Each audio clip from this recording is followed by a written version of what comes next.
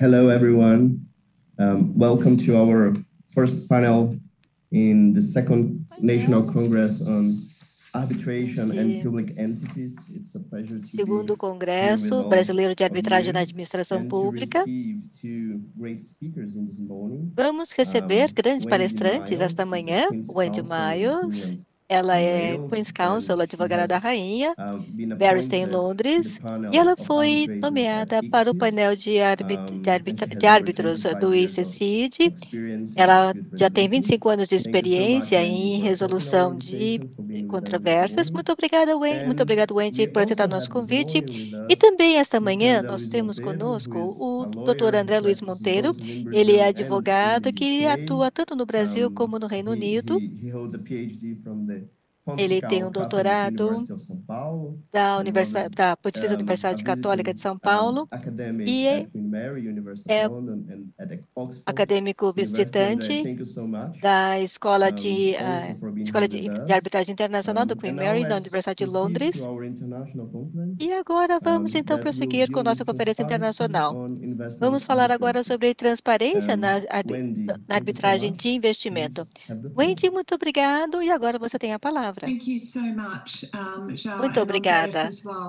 Obrigada, André e João, e também à Câmara pelo convite.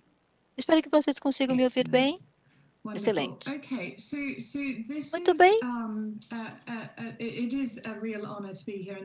É uma grande honra estar aqui. Eu vou dar para vocês um panorama à medida que vocês estão começando nessa conferência tão importante nesses dias.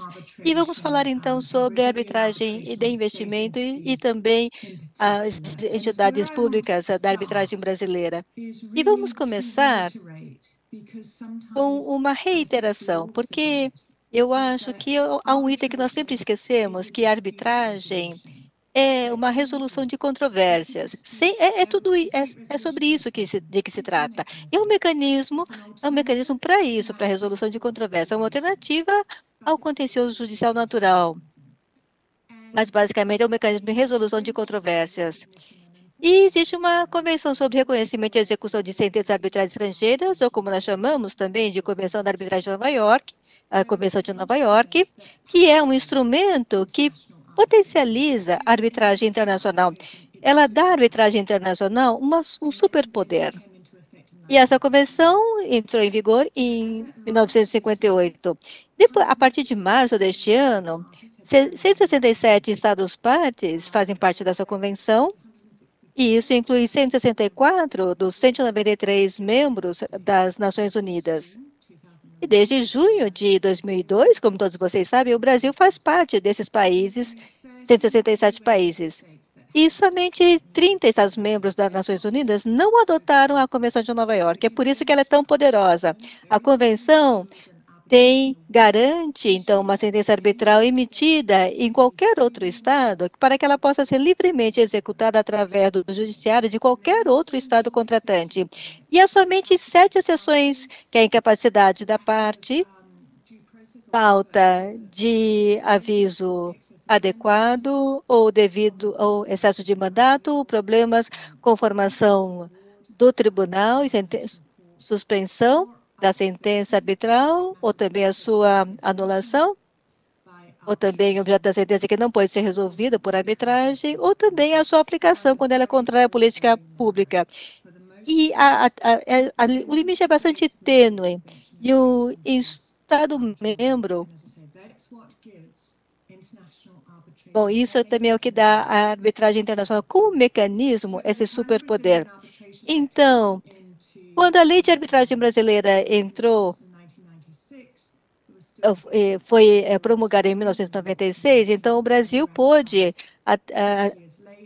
aderir à Convenção de Nova York, mas nós ainda tínhamos o mesmo sistema judiciário.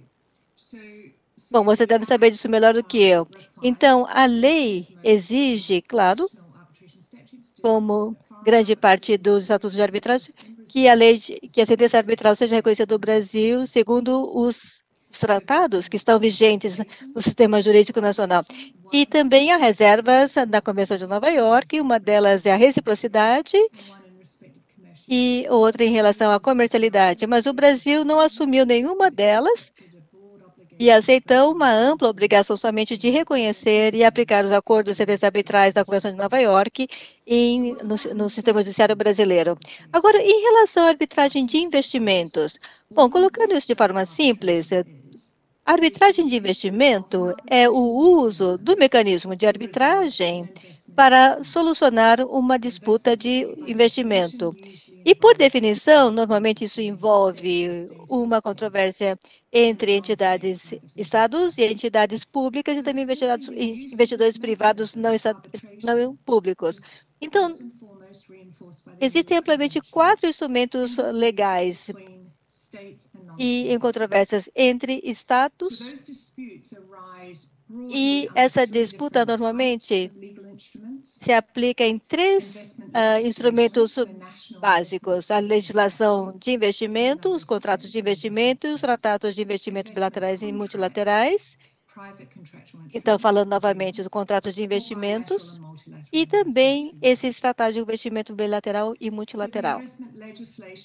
Então, a legislação de investimento deve garantir o tratamento de investidores, por exemplo, isenção de certos tributos ou benefícios fiscais em um determinado setor. E nós temos visto muito disso globalmente neste momento.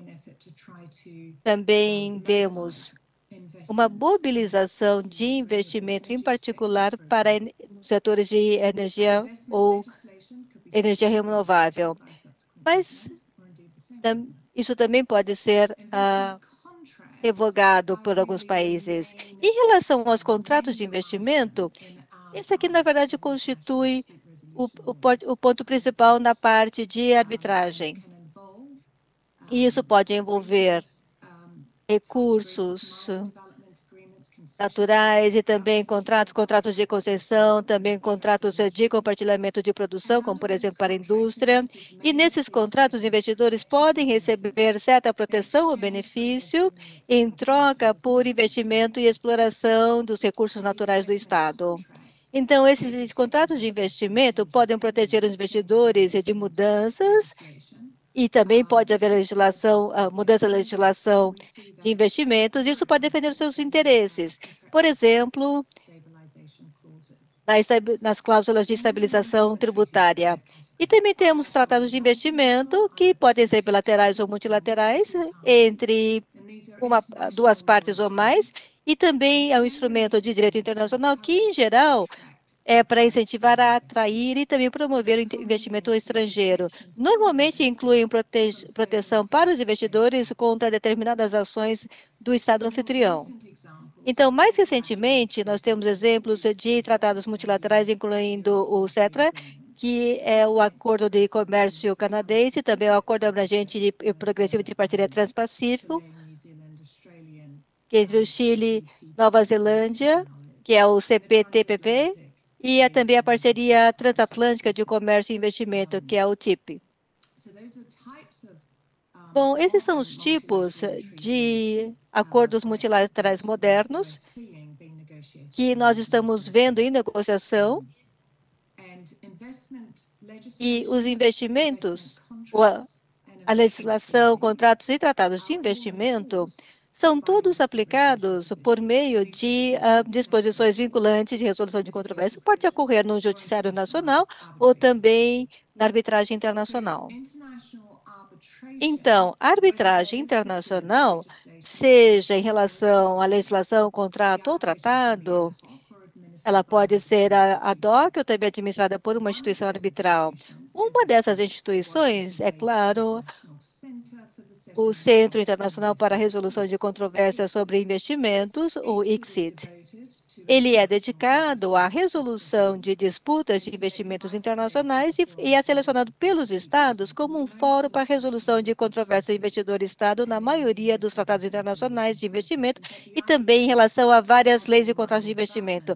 Na verdade, é um acordo de desenvolvimento tradicionalmente fornecido pelo ICSID para a resolução de controvérsias. E o ICSID foi estabelecido em 1966 pela Convenção, que é um tratado multilateral, e foi formulado por diretores executivos do Banco Mundial para promover o objetivo do banco em promover investimento internacional. E o Banco Mundial descreve isso como uma instituição independente, despolitizada e também eficaz na solução de controvérsias. Então, o ICSID é uma entidade para a solução de controvérsias. E a convenção cria também seu próprio regime de execução, que é independente e também é fora da Convenção de Nova York. Então, essa é uma camada adicional de proteção. Agora, como vocês sabem, o Brasil não assinou a convenção do ICSID, entretanto, a arbitragem é um mecanismo em que as partes, no Brasil ou também em outros países, normalmente escolhem para solucionar suas controvérsias em grandes projetos de investimento entre entidades estatais e também partes não públicas estrangeiras. Então, na ausência do ICSID, outras instituições arbitrais que administram a arbitragem de investimento incluem uma camada internacional, mas não limitadamente, o Tribunal Permanente de Arbitragem em Haia, o Tribunal de Arbitragem da ICC em Paris e também o Tribunal de Arbitragem Internacional de Londres, em Londres, Singapura, e também tribunais de arbitragem de Hong Kong, e também outras instituições arbitrais do Brasil, que inclui essa Câmara, a ICC, que abriu seu primeiro escritório da América Latina em São Paulo, em 2017, o Centro de Arbitragem e Mediação da Câmara de Comércio Brasil-Canadá, que é a Câmara de Arbitragem do Mercado, e também o CAMARB e da FGV. Então, há várias instituições arbitrais que podem, e de fato, regularmente administram a resolução dessas controvérsias sobre investimento por meio da arbitragem.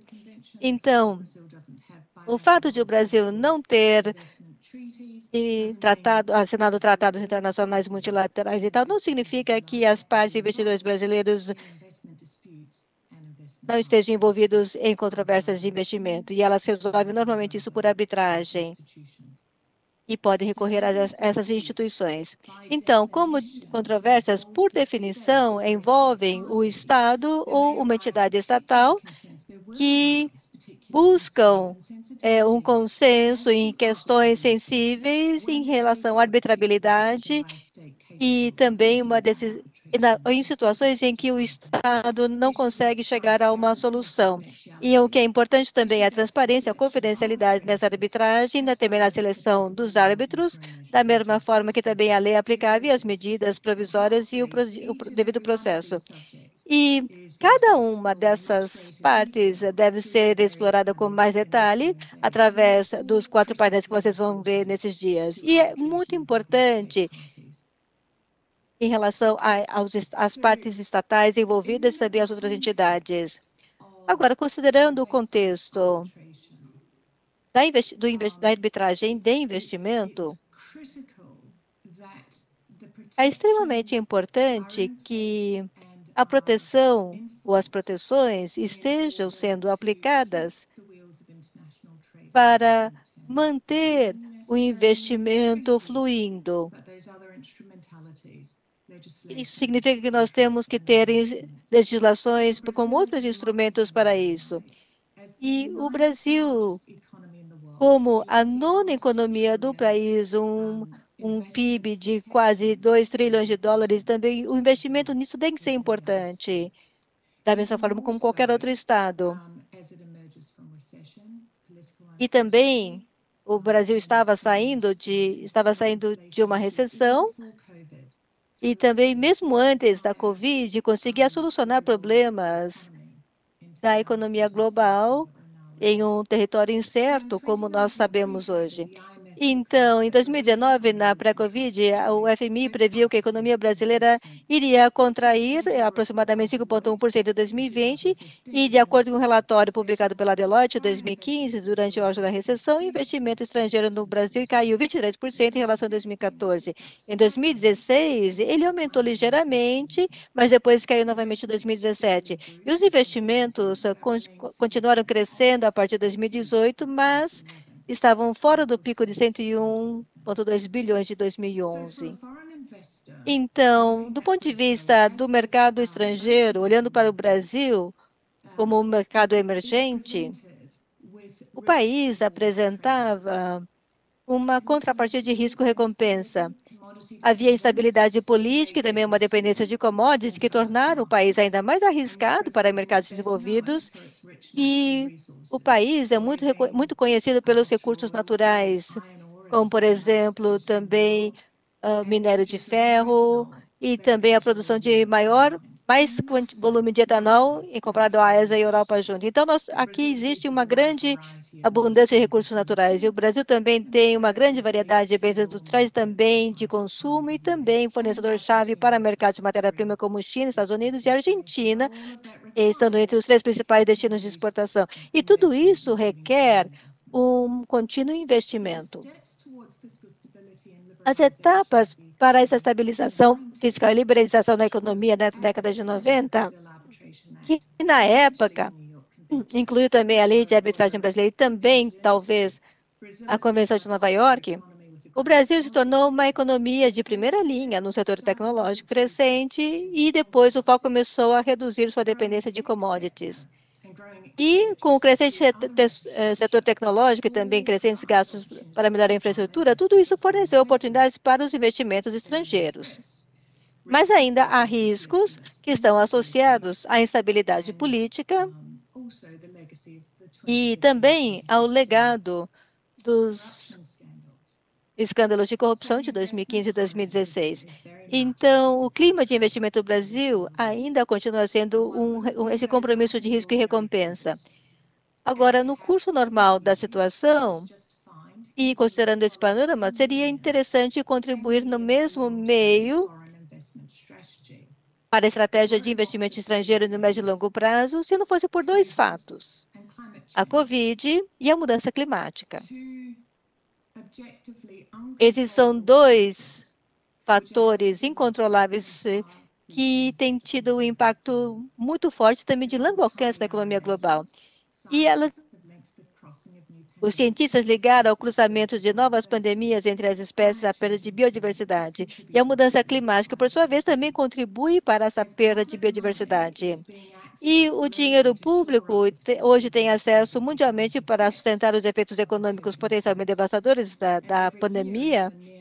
E mais de um ano, em um lockdown quase global, nós estamos vendo cada vez mais o dinheiro público sendo pré-condicionado a um movimento em relação ao uso em investimentos sustentáveis. Então, mesmo antes da Covid, e eu vejo isso ainda mais adiante, vamos continuar vendo uma mudança na hierarquia da proteção e investimento em relação à proteção dos objetivos de sustentabilidade. Os ODS estão sempre permeados em todas as obrigações e compromissos internacionais. E a Convenção Marco das Nações Unidas de Mudança Climática voltou, ou resgatou, de acordo com o Acordo de Paris de 2015, e o foco no enfoque de 5 anos do seu país membro, inclusive o Brasil, em relação às suas contribuições nacionais. Eu sempre achei interessante que a Convenção de Nova York, que dá arbitragem a esse superpoder, tem 167 signatários depois de 60 anos. E o Acordo de Paris conseguiu 190 signatários em menos de um ano. E isso é importante, e é uma forma de você mudar o jogo na forma de conduzir os negócios, a indústria, o comércio e também o investimento internacional. E o que tudo isso significa para a arbitragem de investimentos? Bom, vamos destacar aqui o que eu acho que significa isso em dois aspectos importantes. Primeiro, as questões perenes que afetam as partes estatais da arbitragem, que decorrem da arbitrabilidade, transparência, confidencialidade, experiência e identidade dos árbitros aplicáveis às medidas interinas, e todas assumem importância no processo todo. E tudo isso nos leva a um significado ainda mais importante nas controvérsias envolvendo a proteção de investimentos sustentáveis. O investimento sustentável não se trata apenas de você fazer uma valorização dos ativos e investimento através da aplicação de uma metodologia de fluxo de caixa descontado. O investimento sustentável, investimento na mitigação da mudança climática, adaptação e resiliência, e o investimento para reduzir as emissões de gases de efeito estufa até zero até 2050, tudo isso requer uma reflexão sobre outras métricas que não sejam puramente financeiras. Os mesmos instrumentos de investimento, ou seja, a legislação de investimento, contratos e tratados, vão começar a assumir um enfoque diferente. Como a política internacional e doméstica se alinha cada vez mais com os objetivos de mitigação e adaptação às mudanças climáticas acordados internacionalmente, devemos esperar ver os instrumentos legais internacionais que regem os investimentos internacionais fazer a mesma coisa, ou seja, mover para o mesmo sentido. O papel da arbitragem de investimento é garantir que isso também se adapte e permaneça também adequada à solução de controvérsias de investimento sustentável e não somente adequadas para puras controvérsias de investimento. Em relação à arbitrabilidade, devemos esperar que as partes estatais cada vez mais também levantem questões sobre suas decisões de política pública quando são ou não são capazes de resolver ou serem resolvidas através da arbitragem. E quanto à transparência e confidencialidade, os objetivos de sustentabilidade constituem uma questão de interesse público e são assunto da sociedade civil. E, se não forem, nós vamos ouvir falar muito nisso. E também nós temos que proteger os investidores, e isso também pode haver uma grande mudança em relação às questões de transparência. Em relação à nomeação dos árbitros, o assunto de interesse público importa muito, principalmente no sustentável dos recursos naturais, e isso exige também a mistura de habilidades que talvez não fossem tão predominantes antes. E também podemos ter decisões que lidam com grandes controvérsias de investimento envolvendo energia e infraestrutura. É importante entender o que significa fazer a transição de cada um dos sistemas para esse zero líquido e também alinhar os objetivos dos investidores com relação aos compromissos dos Estados em relação à mudança climática. Com relação à lei aplicável, temos que considerar também a Convenção da OMS sobre o controle do tabaco, que foi baseado no Tratado de Investimento da Philip Morris contra o Uruguai para informar expectativas legítimas do investidor, e devemos esperar também uma abordagem semelhante em relação ao Acordo de Paris e também ao UNFCCC, em relação à solução de controvérsias. Todas essas questões são importantes e também urgentes, e é preciso ver onde há também a prática e abordagem de arbitragem internacional pode ainda acomodar isso no curso normal das coisas, incluindo potencialmente a participação de terceiros, da mesma forma que o Judiciário Nacional. E o segundo motivo para a importância de tudo isso e na abordagem de qualquer Estado para a proteção de investimentos é que, globalmente, o comércio, os instrumentos de proteção de comércio e investimentos estão mudando.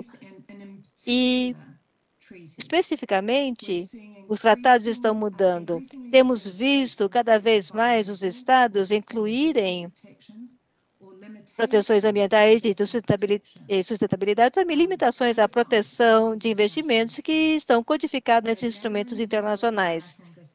O modelo de Tratado Internacional da Holanda inclui agora uma referência a esse Acordo de Paris e da mesma forma que também os princípios sobre os direitos humanos das Nações Unidas. Recentemente, a Nova Zelândia, a Costa Rica, Fiji, Islândia, Noruega e Suíça lançaram um novo acordo sobre a mudança climática, o comércio e a sustentabilidade, que é chamado de ACCTS.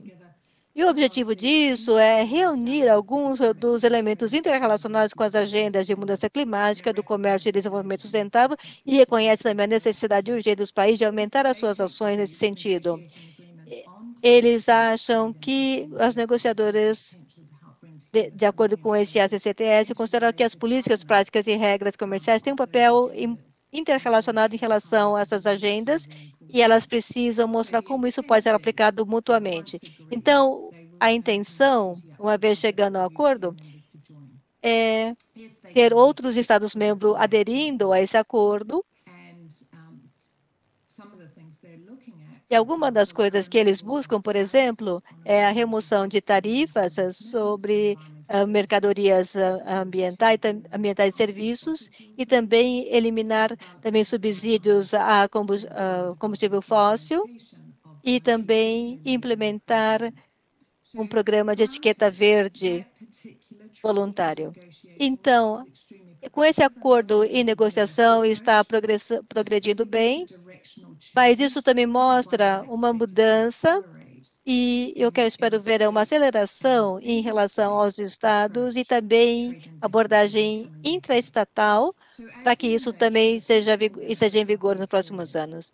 Então, depois do período da recuperação da pandemia, ou à medida que nós entramos nesse medida, a política internacional vai continuar a se focar na sustentabilidade e também nos objetivos de mudança climática globais, e esperamos ver uma transição e temos que ver como nós vamos investir e como nós vamos trabalhar em tudo isso. Os estudos têm demonstrado que a política brasileira em relação à proteção, o Tratado de Proteção, não está tão longe, mas à medida que nós entramos nessa nova era de investimentos, na era de transição, temos que ver que os mesmos tratados de investimentos não somente promovam, incentivam o tipo certo de investimento, mas também que proteja melhor os direitos dos estados de regulamentar as situações para também atingir os seus objetivos de descarbonização e transição. E também, para finalizar, mesmo que o Brasil mantenha também o seu alinhamento em relação aos tratados de investimento, os acordos de investimentos, contratos privados com partes estatais, devem lidar exatamente com as mesmas preocupações.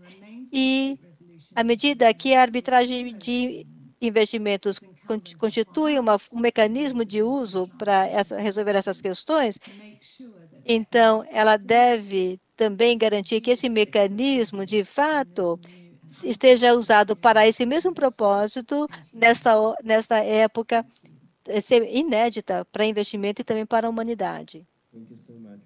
Obrigada. Bom, essas são discussões muito apropriadas para o momento, à medida que nós buscamos o desenvolvimento para a arbitragem no Brasil e também nas entidades públicas, mesmo que isso mesmo que o país não faça parte do ICSID, e tudo isso surge pelo fato de nós termos entidades públicas que nós dizemos que utilizam arbitragem internacional para a solução de controvérsias comerciais e investimentos. Então, por isso, nós vamos discutir esse assunto nessa semana. Começamos com transparência e publicidade de procedimentos de arbitragem, como é que nós podemos fazer isso no setor privado e como também escolher os árbitros para garantir que nós não tenhamos sempre as mesmas pessoas e também uma razão para mostrar por que nós escolhemos sempre as mesmas pessoas. E também estamos discutindo todo o lado contratual da arbitragem, com contratos públicos, e qual a legislação aplicável. E também é muito inspirador poder ouvir você sobre a sua experiência internacional sobre esse assunto, à medida que o Brasil passa para um novo patamar da arbitragem e também, principalmente quando nós temos processos judiciais. Agora, para falar mais sobre o contexto brasileiro, nós temos o André. Gostaria de agradecer, André, muito por estar aqui conosco hoje, compartilhando sua experiência surpreendente neste momento. Então, muito obrigado.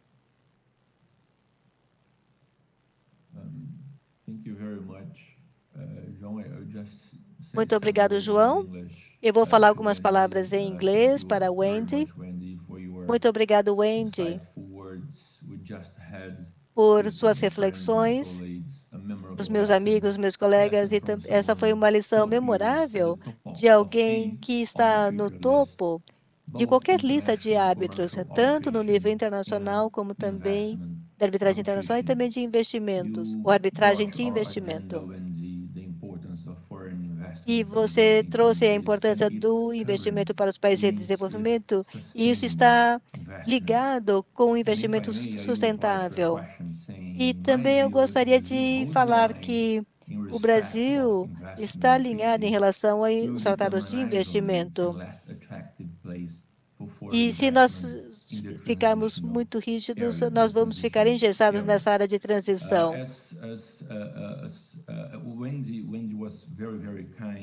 O Wendy foi muito gentil em aceitar o nosso convite para falar aqui hoje. Ela tem também o Key Management Concert hoje. E essas conferências normalmente são muito complicadas, dependendo das partes e de como elas se comportam. Então, por isso, muito obrigado, Wendy, pela sua participação.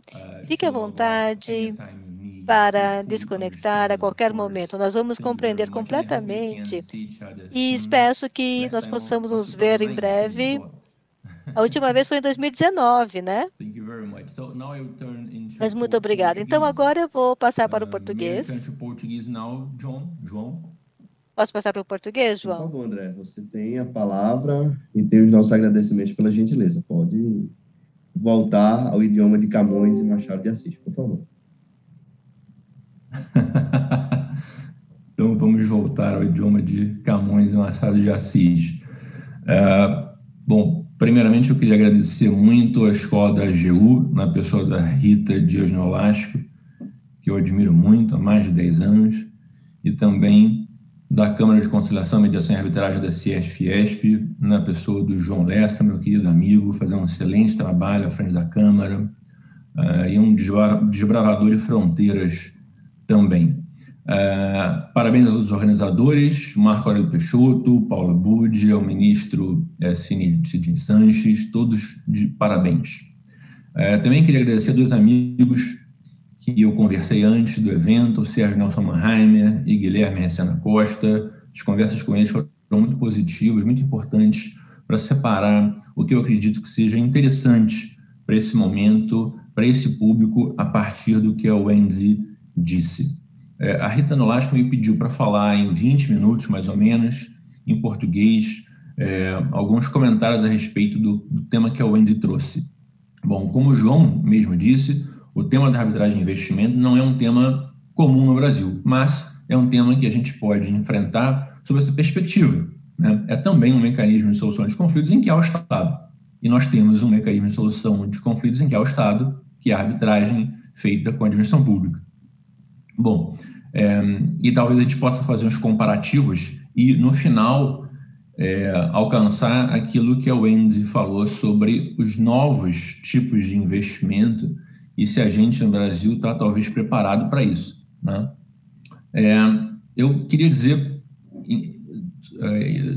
primeiramente, que a arbitragem com a administração pública no Brasil é uma história de sucesso e uma história de coragem. Mais especialmente, é uma história de superação de medos.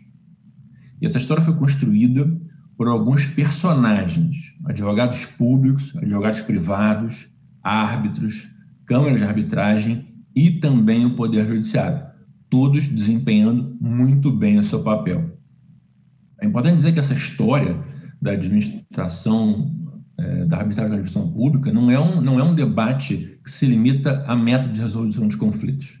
Não é isso. É muito maior do que isso. Mexe com a relação entre Estado brasileiro e parte privada. E mais do que isso, deixa clara a opção política do Estado brasileiro de passar a se esforçar para atrair investimento, ao menos no plano doméstico. Vamos analisar isso mais à frente. E por que eu falo de relação Estado e parte privada? Bom, todo mundo sabe que o processo judicial no Brasil, ele tem, por via de lei, alguns privilégios para o Estado, né? São prazos estendidos, são recursos de ofício, são várias exclusivas, né? Tem até uma justiça exclusiva, que é a Justiça Federal, e o principal fator em benefício do Estado, que é a demora do Poder Judiciário. como em geral o Estado é réu, a demora do judiciário o favorece. Ainda tem o precatório, que aí é um outro debate bem mais complicado. Bom, quando o Estado brasileiro, a administração pública, resolver os seus conflitos por arbitragem, o que ela está fazendo, na verdade, é abrindo mão desses privilégios que estão previstos na prática judicial. É mais do que isso, ela está optando por tratar, na resolução de conflitos, o ente privado como igual. Né? Na arbitragem, tanto a administração pública quanto particulares estão lá em completa igualdade. E isso é interessante a gente observar que também funciona na arbitragem de investimento. Né? Também é assim, na arbitragem de investimento, o Estado e o ente privado e o investidor privado atuam e tentam resolver os seus conflitos de interesse em absoluta igualdade. Né? Isso tem a ver também com o Estado de Direito. Né? Afinal de contas, o Estado de Direito é submeter o Estado à lei. Né? Ninguém está acima da lei, nem mesmo o Estado. Mas agora, quando a lei beneficia o Estado, fica um pouquinho mais fácil.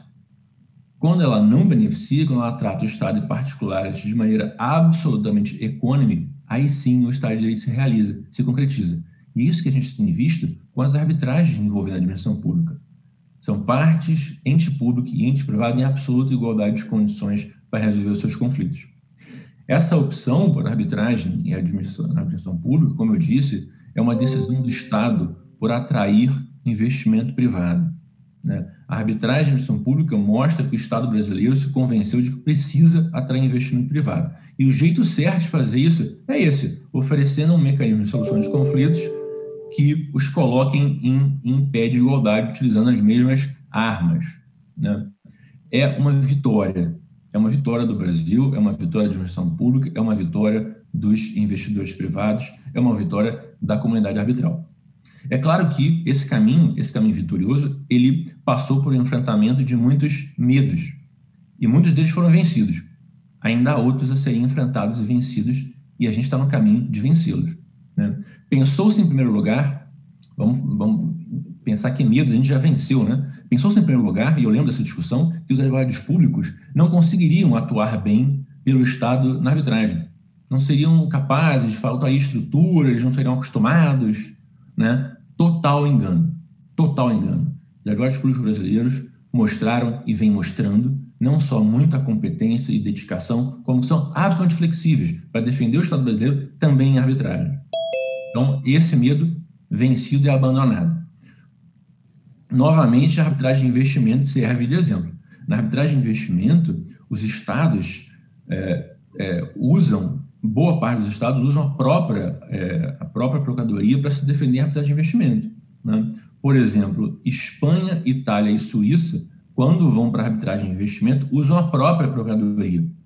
Veja que se esses países conseguem fazer isso no âmbito da arbitragem de investimento, por que nós não conseguiríamos fazer no nosso âmbito doméstico? Conseguimos e estamos fazendo. Então, mais um item vencido. Outro medo, as câmaras de arbitragem. Chegou-se a se pensar em que, nas arbitragens com a administração pública no Brasil, se deveria fazer as arbitragens numa câmara controlada pelo Estado, na Câmara da AGU. Graças a Deus, essa ideia foi abandonada. E nós passamos a resolver os conflitos com entes públicos em câmaras privadas.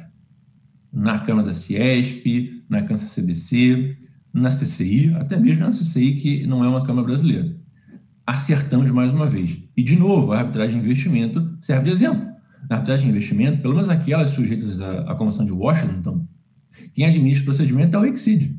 Não é nenhuma Câmara local de um Estado qualquer, é o ICSID, que é administrado pelo Banco Mundial. Então, mais uma vez, vencemos esse medo e estamos indo de maneira muito bem sucedida. Escolha de árbitros. Também tinha um medo danado. Os árbitros, será que eles vão decidir sempre pró-administração? Será que eles vão decidir sempre pró o ente privado? Não aconteceu. Vencemos também esse medo. Isso também aconteceu na arbitragem de investimento, em que, evidentemente, havia e há esse risco, mas, diante da totalidade de árbitros que participam na arbitragem de investimento, esse medo foi também vencido. O que há ainda, né, é o problema do double rating, né, que é o árbitro que atua como advogado e também como árbitro. Isso aí ainda é um problema na arbitragem de investimento e talvez se torne na nossa arbitragem, mas que talvez possamos enfrentar mais adiante. Transparência também, outro medo.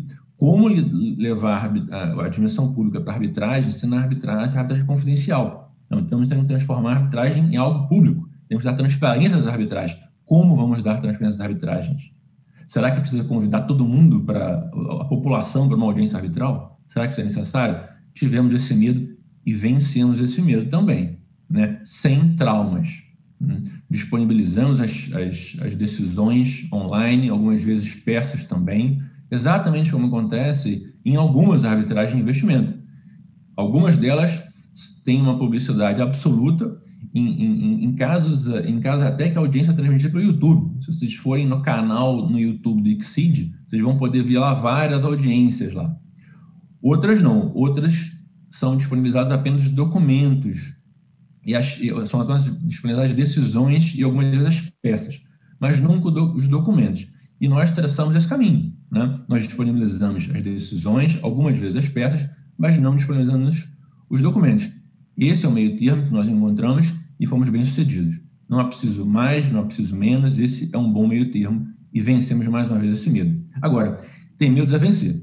Uma história de sucesso, uma história que nós vencemos vários medos, que eu acabei de descrever, mas há medos a vencer também, né? Que ainda não enfrentamos. E esses medos a vencer, eles dizem especialmente com os investidores estrangeiros, né? O Brasil, como Estado, não se dedica, em geral, à atração de investimentos estrangeiros, tá?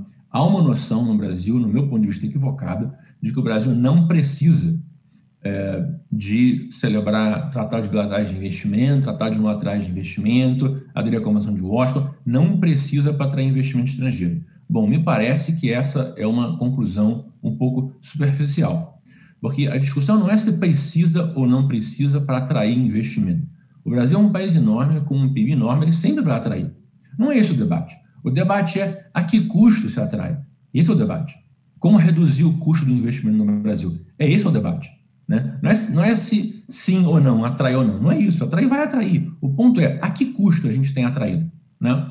E quando a gente analisa os indicadores globais, o desempenho do Brasil, mesmo na América Latina, não é bom para fins de atração de investimento estrangeiro. Né?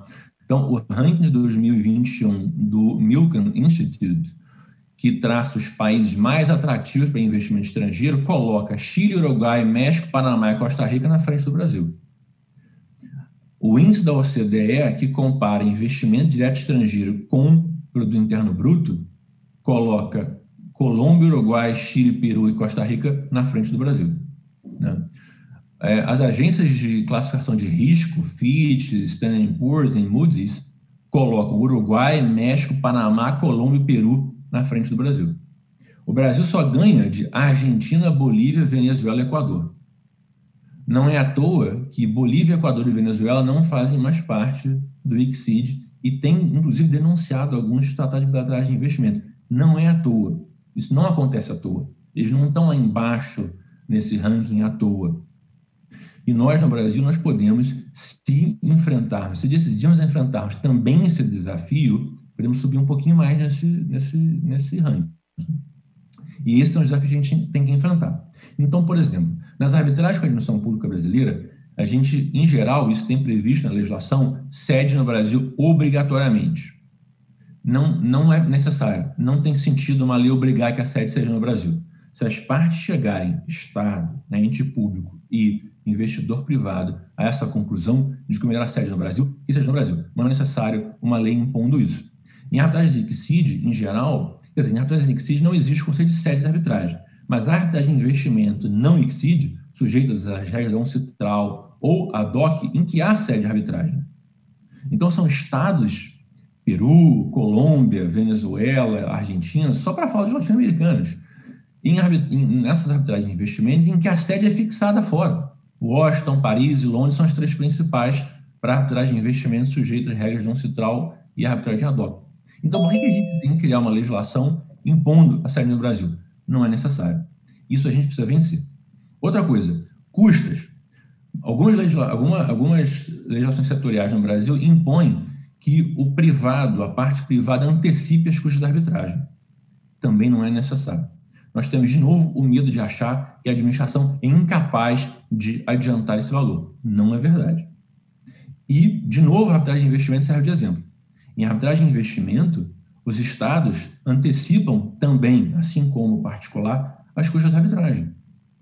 Algumas vezes, um estador demora um pouco mais, mas antecipam, né? São estados também. Então, por que a gente cria essa noção de que o nosso estado, o estado brasileiro, não pode antecipar custos? Que o privado é que tem que antecipar essas custas? Não faz sentido. Outro desafio que a gente tem que mudar. Direito aplicável, novamente, criamos legislações estabelecendo que o direito tem que ser obrigatoriamente brasileiro. Bom, investimento no Brasil, é natural que o direito aplicável seja brasileiro, mas não há necessidade de ser imposto por lei. Isso pode ser que chegue a uma conclusão diferente, pode ser que as partes cheguem a uma conclusão diferente. E aí, de novo, a ideia da arbitragem de investimento serve de exemplo, porque na arbitragem de investimento, o direito material é basicamente aquelas proteções estabelecidas nos tratados. E tratado não é direito nacional daqui ou dali. Tratado é direito internacional. Então, são estados abrindo mão do próprio direito local para submeter o direito internacional para fim de atrair maiores investimentos. E se esses estados latino-americanos podem fazer isso, o Brasil também pode, né? O direito brasileiro, por mais que a gente goste, por mais que a gente ache fantástico, ele não é um direito conhecido no mundo. Os direitos conhecidos no mundo são o direito inglês e o direito do Estado de Nova York.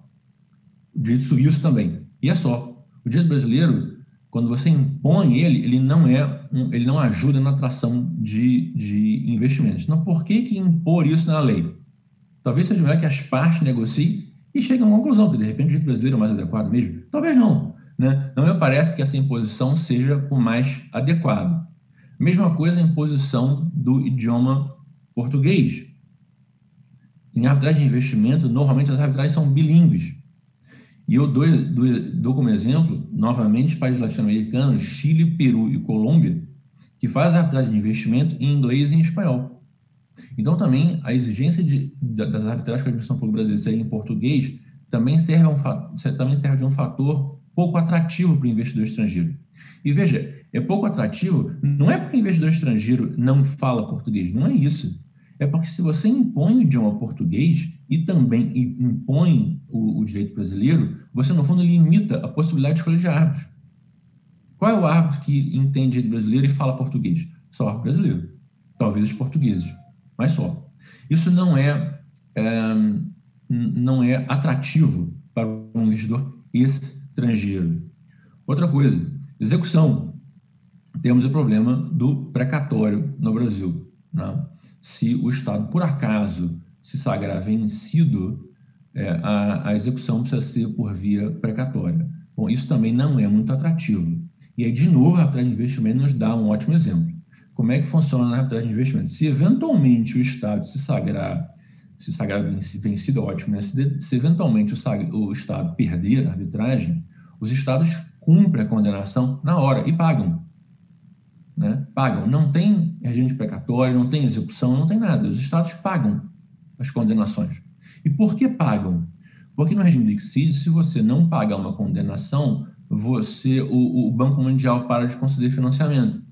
As agências de risco reduzem o seu crédito. Então, é assim que os estados assumem os seus compromissos e pagam a condenação. Então, se esses estados latino-americanos, isso é para falar dos latino-americanos, não vou nem falar dos Estados Unidos, do Reino Unido, da Europa, latino-americanos, se eles conseguem pagar as suas condenações, por que o Brasil não consegue? Não faz sentido.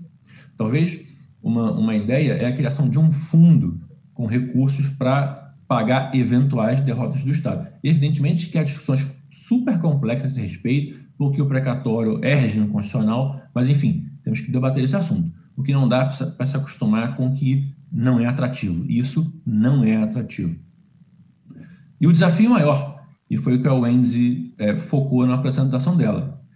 Se o Brasil, durante todo esse tempo, não deu importância para atrair investimento estrangeiro, agora precisa dar. E como eu disse, nós sempre atraímos, mas o problema não é atrair ou não atrair, o problema é atrair a que custo. E quando a gente oferece menos oportunidades para o investidor estrangeiro, e quando nós obrigamos o investidor estrangeiro a submeter as nossas particularidades locais e domésticas, isso torna o investimento mais caro. É muito simples. O investidor estrangeiro se submete a uma arbitragem no Brasil, com a administração pública, em português, direito brasileiro, com sede no Brasil? Claro que sim. Mas ele vê nisso um risco. E quando ele vê nisso um risco, o que ele faz? Ele exige um retorno maior. Então, no fundo, a gente atrai investimento? Claro que sim, mas a um custo muito maior. E isso que a gente precisa reduzir. E aí, o ponto central da Wendy, a maneira de se fazer investimento no mundo tem mudado, e mudado radicalmente. E mudado radicalmente em razão dos desafios ambientais que o mundo está enfrentando. De novo, não é uma discussão se sim ou se não. Não é uma discussão se vamos ter que nos adaptar ou não. Vamos ter. A resposta é sim. A questão é como e quem vai pagar por isso. Essa é a questão. Mas que vamos ter que nos adaptar e nos alinhar ao investimento verde, isso não há a menor dúvida. O ponto é, os estados que fazem parte de tratados bilaterais de investimento ou tratados multilaterais de investimento que já prevêem dispositivos que garantam a proteção, que tragam a preocupação ambiental e de mudança climática, estão muito à frente do Brasil. Nós não vamos conseguir a mesma quantidade de investimento e muito menos ao custo que a gente tem conseguido, vai aumentar ainda mais se a gente não tiver alinhado a essa tendência. E aí a gente volta para o início e a gente fala, a arbitragem com a administração no Brasil é uma vitória. Vencemos vários e vários medos. E a administração pública e os advogados públicos são, em muito, responsáveis por isso. Mas há muitos medos ainda a vencer. E quando a gente faz o comparativo com a capital de investimento, a gente vê que esses medos, na verdade, não são tão grandes assim. Não são monstros tão grandes assim. Outros estados, inclusive latino-americanos, já venceram. Então, nós podemos vencer também. E eu acho que é isso que nós temos que celebrar, celebrando a vitória, celebrando os benefícios trazidos pela arbitragem com a administração pública, olhar para frente e já pensar nos próximos desafios. Porque a cada ano que passa, o Brasil fica para trás. É com essa reflexão que eu encerro aqui a minha participação, agradecendo de novo a Rita, agradecendo de novo ao João, agradecendo de novo ao Wendy, que não pôde ficar até o final, porque ela tem uma audiência hoje, e agradecendo a participação dos colegas e, evidentemente, como eu coloco à disposição para receber dúvidas por e-mail e até para encaminhar para o Wendy, se alguém quiser, fiquem à vontade para entrar em contato. João, é com você de novo, meu amigo. Obrigado, André. É muito oportuna a sua colocação, porque nós olhamos para um momento em que se fala em superação dos efeitos econômicos da pandemia e também da instabilidade política que o país passou nos últimos anos, e isso passa por ser capaz de captar, atrair investimento estrangeiro em temas que são essenciais para o desenvolvimento nacional, infraestrutura, nomeadamente, para ficar apenas em um deles, né? Há muito o que fazer e sem atrair capital estrangeiro, o Brasil não enfrentará os desafios que se colocam de voltar a crescer, de voltar à melhoria dos seus patamares de vida e de qualidade. E a arbitragem, ela se coloca, na verdade, como uma ferramenta de segurança jurídica, né? A arbitragem, ela passa a ser uma necessidade porque, claro, que quem investe o seu recurso, não é? Movimenta a sua empresa para um país que não é o seu, quer ter previsibilidade jurídica, quer saber como o conflito vai ser resolvido e quer fazer isso em parâmetros internacionalmente partilhados e reconhecidos. Então, é uma inter-relação muito clara entre a opção de arbitragem com a administração pública e um cenário de atratividade, né, de diminuição daquilo que se chama, às vezes, de risco Brasil, de custo Brasil, nessas transações. Muito oportuno. Eu gostaria agora, André, de passar a palavra ao ministro Sidney Sanches, presidente de nossa Câmara, que tem um comentário, uma pergunta a colocar. Ministro Sidney, por favor. Obrigado, João. São duas perguntas. A primeira é sobre transparência e a segunda é sobre precatório. Quanto ao princípio constitucional da transparência, eu pergunto mais por curiosidade ao doutor André Luiz Monteiro, cuja excelente exposição me convenceu, me impressionou, se o princípio da transparência permite que qualquer pessoa do povo tenha acesso a um procedimento arbitral, mesmo não sendo jornalista, por exemplo, não sendo a imprensa, qualquer pessoa do povo pode ter acesso e até, eventualmente, concorrentes daqueles que estão em juízo com a administração pública. E o segundo precatório seria, eu achei magnífica a ideia da arbitragem sem precatório. Indago se ele tem conhecimento de que essa questão constitucional já chegou ao Supremo Tribunal Federal, pode ser, sem lesão à Constituição, ser admitido o pagamento de uma condenação em arbitragem sem precatório. Essas duas questões, mais por curiosidade do que por ter opinião contrária. Eu estou até entusiasmado com as duas coisas. É esse, João.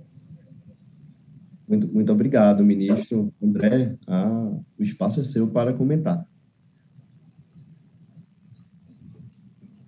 Bom, primeiramente, muito obrigado, ministro, pela sua presença, por assistir à apresentação. Nós todos aqui, eu tenho certeza que o João também, somos fãs do ministro, não só na época que o ministro atuava no Supremo Tribunal Federal, como depois, quando voltou à vida privada. E fico muito honrado de receber duas perguntas, não só uma, mas duas do ministro. Bom, farei o possível aqui para responder à altura das perguntas. Sobre transparência.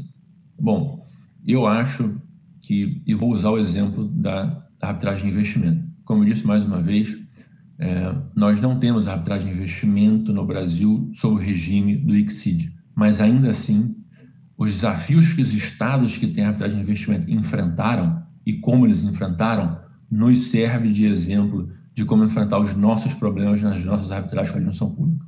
E aí a pergunta é, como é que nas arbitragens de investimento funciona a questão da publicidade? Porque, bem na verdade, todos os estados estão sujeitos à publicidade e à transparência, né? Não é uma particularidade do Brasil. E o que a gente vê na experiência com essas arbitragens de investimento é que as decisões estão sempre disponíveis para qualquer pessoa, estão sempre online disponíveis. As peças, algumas vezes. As audiências, algumas vezes são transmitidas pelo canal no YouTube do ICSID. Algumas, não todas. Agora, obtenção dos documentos por qualquer pessoa, isso não é possível em arbitragem ICSID. Isso não existe. E eu acho que é um meio termo adequado. Então, eu diria que nas arbitragens, aí respondendo especificamente a pergunta, eu diria que nas arbitragens no Brasil envolvendo a administração pública, o que precisa, de fato, ser público e disponível a qualquer pessoa são as decisões da arbitragem, as peças, o nome dos árbitros, isso eu gostaria de ressaltar, o nome dos árbitros.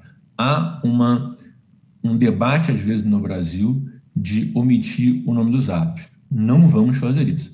Nas arbitragens de investimento, o nome dos árbitros está sempre lá. Isso é accountability, não só para as partes que estão na arbitragem, como para a comunidade arbitral e pública em geral, para saber quem está decidindo o quê. Tá? Então, no meu ponto de vista, é isso. Agora, não acho que seja necessário que as câmaras, ou que a AGU, ou que as procuradorias forneçam documentos ou tenham autos à disposição de qualquer cidadão, qualquer interessado. Não me parece necessário. Me parece que a disponibilização das decisões, das peças e do nome dos árbitros a todos online já cumpra muito bem o princípio da publicidade. Quanto ao precatório. Bom, eu reconheço que o precatório é uma questão constitucional e que, no meu ponto de vista, dificilmente nós conseguiríamos alterar o regime do precatório se não fosse por uma mudança constitucional que muito dificilmente ocorreria. Não é? Tenho plena consciência de que, politicamente, esse não é um movimento que o Estado brasileiro quer fazer, se livrar do precatório. Mas, de novo, eu acho que são desafios que a gente tem que ter em mente e que temos que botar na nossa agenda, quem sabe para daqui a 5 anos, daqui a 10 anos. E, de novo, eu trago o exemplo da arbitragem de investimento. estados em arbitragem de investimento, latino-americanos, de novo, não vou falar de Estados Unidos, Inglaterra, vou falar de latino-americanos. Estados latino-americanos que submetem a arbitragem de investimento, quando eventualmente são condenados, pagam a condenação imediatamente. Pagam a condenação imediatamente. A gente precisa, no Brasil, se convencer da ideia de que a história de que o Estado não tem dinheiro, ou que precisa se submeter ao orçamento e a uma discussão complexa, essa história precisa acabar. Muito difícil, precisa de alteração constitucional, precisa de esforço político, muito difícil, mas a história precisa acabar. Eu acho que a criação de um fundo com recursos do Estado para pagar eventuais condenações que o Estado sofre em arbitragem sofreria um grande ataque de alguns setores, porque poderia representar simplesmente furar a fila do precatório, né? Quer dizer, investidores teriam acesso aos recursos de condenação antes de outras pessoas que tenham seus casos julgados no judiciário. Acho que haveria uma grande reação. Não tenho conhecimento de nenhum caso que isso esteja sendo debatido no Supremo Tribunal Federal. Eu espero que seja via mudança legislativa, seja com esforço político, que isso um dia nós alcancemos isso. Porque não dá para virar para o investidor estrangeiro e dizer, olha, se você fizer investimento no Chile, no Peru, na Colômbia, você tem arbitragem de investimento e se você ganhar, eles pagam na hora. Agora, se você vier para o Brasil, você não tem arbitragem de investimento e o Estado vai pagar em 10 anos via precatório. Não é atrativo. Isso a gente tem que mudar. Agora, os desafios são enormes, especificamente em relação ao precatório. Espero que tenha conseguido responder à altura das perguntas e do perguntador, ministro. Doutor André,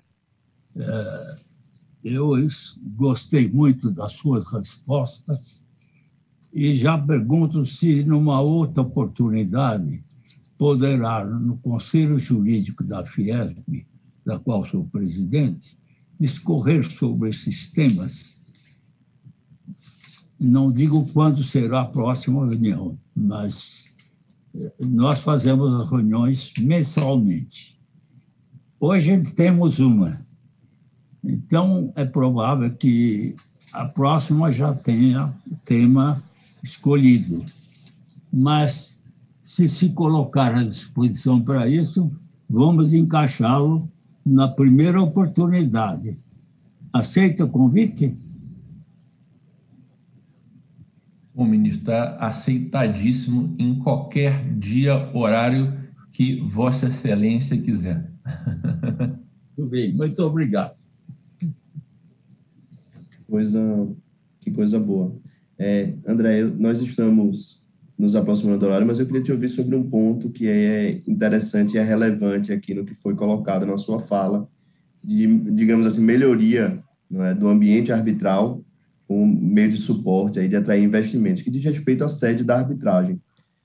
Isso porque, e eu sei que outros países, não é, com a administração pública, ou com investimento, não é, mais propriamente na arbitragem de investimento, fazem a arbitragem fora do seu território no sentido jurídico aí da coisa, né? A sede da arbitragem é uma ficção jurídica, mas no modelo brasileiro atual ela é importante, né? É importante porque define a nacionalidade da sentença e a necessidade de homologar ou não a sentença arbitral no STJ para fins de execução, enfim, para fins de cumprimento de sentença posterior. Eu queria te ouvir se você acha que seria um momento de rever esse arranjo de maneira mais ampla ou se seria uma alteração pontual. Eu queria te ouvir um pouquinho mais sobre o tema, porque ele é central aqui na arbitragem internacional. Muito obrigado, João, pela pergunta. Concordo plenamente. Eu vou aproveitar a pergunta para dizer uma coisa que eu, quando estava no Brasil, não tinha essa noção. Mas depois de mais de 5 anos vivendo fora e trabalhando para um escritório estrangeiro, eu tenho agora uma noção mais clara disso. A gente não tem noção de quando a gente diz que nossa arbitragem ela é sede no Brasil, direito brasileiro em português, a gente não tem noção de como isso soa provinciano, para o investidor estrangeiro. Porque a gente tem a impressão, e eu sempre tive essa impressão, de que o investidor estrangeiro ama o Brasil. E ele ama o Brasil. Só que tem uma diferença muito grande entre você amar o país e você quer passar um tempo na praia tomando caipirinha e conversando com os brasileiros que são simpaticíssimos. Tem uma diferença muito grande entre isso e botar $500 milhões nesse país. A diferença é muito grande. A diferença é muito grande entre convencer o seu board de passar uma semana no Brasil aproveitando as maravilhas do país do que convencer o seu board a botar $500 milhões no Brasil. A diferença é enorme. E toda vez que você apresenta a opção do Brasil como uma opção que vai ser direito brasileiro, que vai ser sede no Brasil, que vai ser em português e que as partes não podem negociar a esse respeito, soa muito provinciano. Em especial, como eu disse, em comparação com os países latino-americanos e até com países africanos, né? A arbitragem de investimento no ICSID não tem sede, né? Mas o fato de não ter sede, do ponto de vista técnico, não significa que seja local. Continua sendo internacional. É só o conceito técnico que não existe, mas continua sendo internacional, né? E as arbitragens de investimento com adoção de regras da UNCITRAL ou ADOC escolhem-se sede e as sedes são fora dos países, né? A principal sede de arbitragem de investimento ADOC é Washington. Depois é Londres, se eu não me engano. Ou Nova York depois de Londres, acho que é isso. Não, Washington, Paris e Londres, né? Então, me parece que a gente oferecer isso, essa opção de arbitragens fora, é importante. E por que é importante? Só para que fique claro, né? Qual é a repercussão da sede da arbitragem na visão do investidor? A repercussão é a seguinte: o Poder Judiciário da sede da arbitragem é que vai julgar a ação de anulação contra a sentença arbitral, ou é quem vai executar uma medida de urgência, ou é quem vai, primeiramente, ou é quem vai fornecer auxílio à arbitragem. Então, quando você estabelece a sede da arbitragem no exterior, o que você está fazendo também é dando ao investidor estrangeiro a neutralidade que ele precisa. Porque, veja, quando o investidor estrangeiro fica contente de ir para a arbitragem, ele fica contente porque ele sabe que ele não vai se submeter a um judiciário que ele não conhece. Porque é isso, é um judiciário que ele não conhece. Esse é o ponto, né?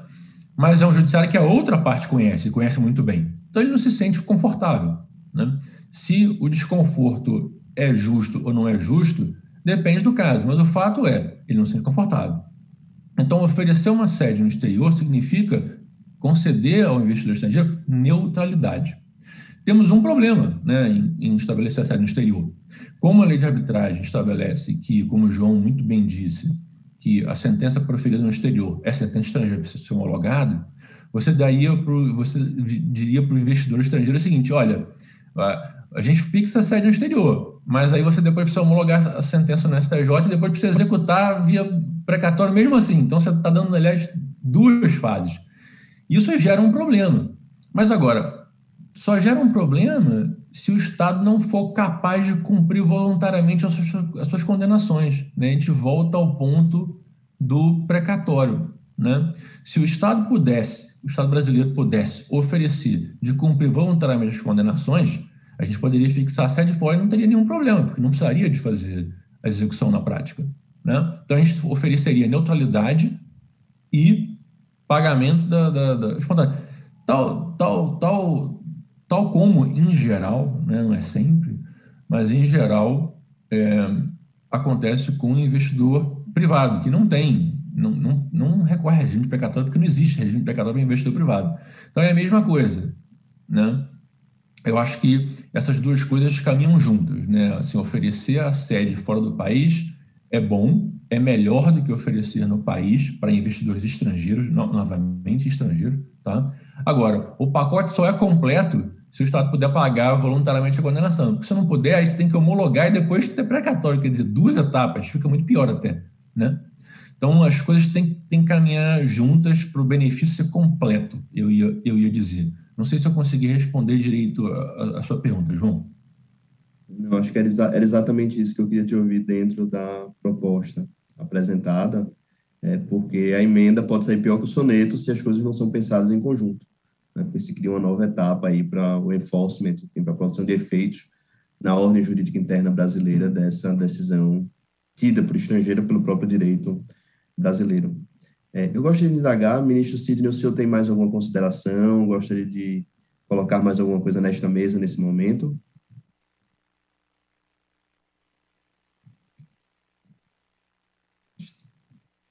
Precisa abrir o microfone, ministro Sidney. Peço desculpa.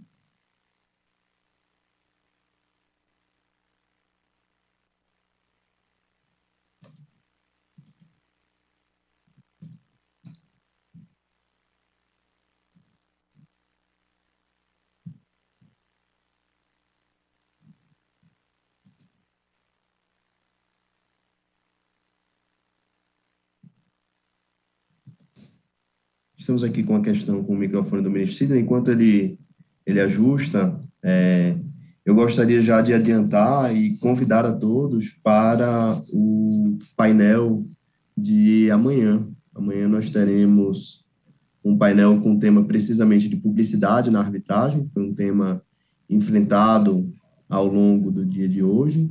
E nós teremos grandes nomes. Nós teremos a doutora Aristeia Totti de Alencar, que é advogada da União, integrante do NEA da AGU. Né?